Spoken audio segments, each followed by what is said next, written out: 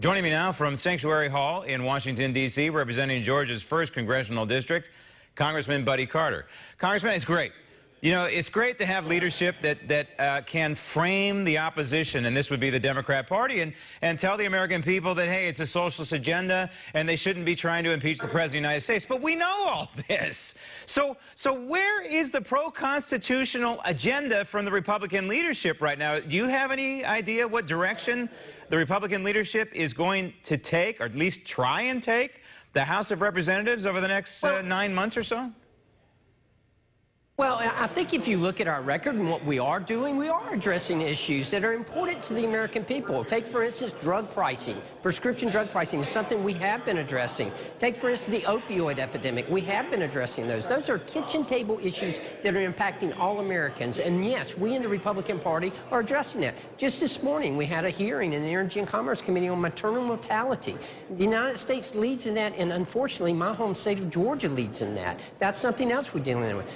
I testified this morning before the Veterans Committee about what we need to be doing for our veterans. I have over 60,000 veterans in the 1st Congressional District of Georgia. And what are we doing for them? The VA Mission Act that we've done. We're addressing homelessness.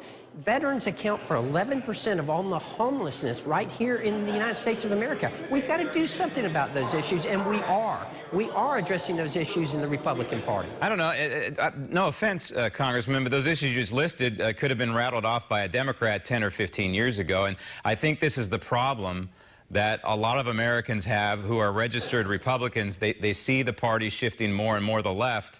You know, it would be nice to have the Republican leadership come out and say, you know what? We're going to figure out a way to get the wall built at the border. We're going to figure out a way to get immigration law that's passed that stops and plugs the gaping holes in existing immigration law that allows people to walk up to our border agents and say, hey, you have to let me in. It'd be nice if we had leadership that took big, bold, constitutional strokes. Now, I would also say it would be nice if they took a page from the Democrat playbook, right? Because even when Nancy Pelosi was in the minority, she'd be out there advancing the ball, advancing their big principles. And we need this from the Republican leadership.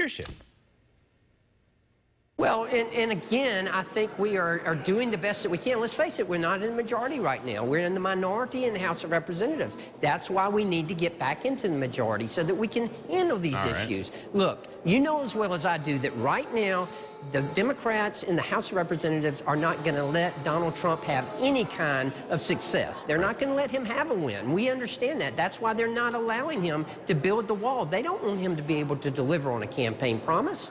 No, they're not going to allow that to happen. We all know we need a wall. We all know we need to secure our border. But they're not going to do that, again, because they're not going to allow him to deliver on a campaign promise. All right, so there's let's stipulate there's a little bit of defense being played by the Republicans on Capitol Hill right now in the House of Representatives. But there is some offense, and you were part of it today. The Born Alive bill. Now, this is common sense. Democrat and Republican alike should agree on the Born Alive bill. And you all, again, went on the offensive.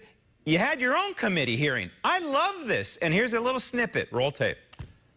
Over the course of 2019, radical legislators, and we've heard it from the whip, from New York to Illinois to Virginia, have moved to strip protections for babies who survive abortions. I am shocked that there are even prominent American politicians who want to deny babies life-saving medical care. And that's what we're talking about here in H.R. 962.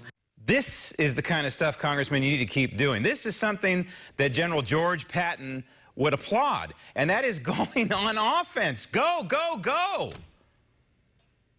Absolutely, no question about it. And again, this is a perfect example of an issue that we all ought to be behind. How in the world can anyone, Republican, Democrat, Independent, how can anyone justify allowing a surviving baby to just die or snipping their spinal cord like we heard in that committee meeting today? It's inhumane.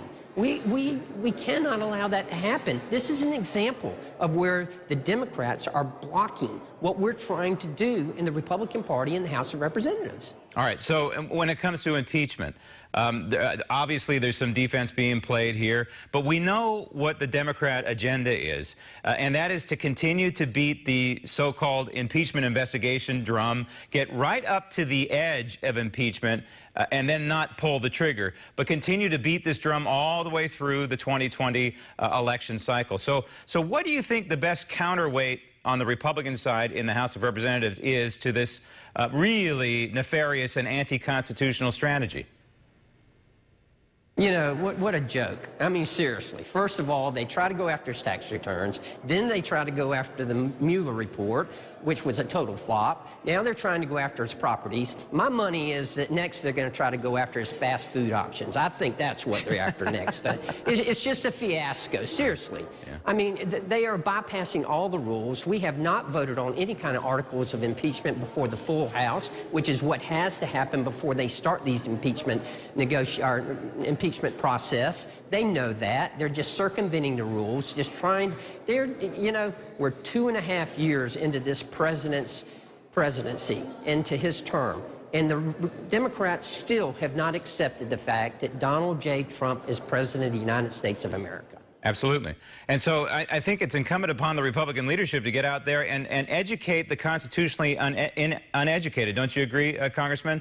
In other words, there's no such thing in the Constitution that says anything about a impeachment inquiry. It's either black or white. It's impeachment or not.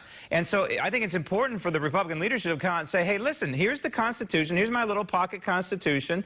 I have one right here. The pocket Constitution says nothing in here about impeachment inquiry. So it's time to stop this nonsense. And I think you see what the Democrats have done for the first 9 months that they have been in power, in the majority in the House of Representatives. They've done absolutely nothing but just try to give this president a hard time, to try to annoy him, to try to aggravate him. And I will tell you, it is a total fiasco. They have accomplished nothing in the first 9 months of them being in the majority in the House of Representatives. Speaking of majority, how do you like the odds of a Republican takeover in 2020? I love it. You know, look, we feel like there are 31 seats in play, and we need to flip 18 of them. We're very confident that we can do that, and we're looking forward to it because that is exactly what we need to happen. We need to have a president in the United States who stays in office, and President Trump's going to be reelected again. And when he gets reelected, we need to have a Republican-controlled Senate and a Republican-controlled House so that we can get the business of the United States citizens in order. All due respect, Congressman, y'all had that in 2017 and 2018. We got tax cuts, but that's about it. We still have a wide open southern border, and we still have this porous immigration law. And unfortunately, Speaker Ryan did not lead you all in what I would consider the right constitutional direction. Hopefully, if you do regain power, you will be headed down that constitutional path. Congressman, thank you.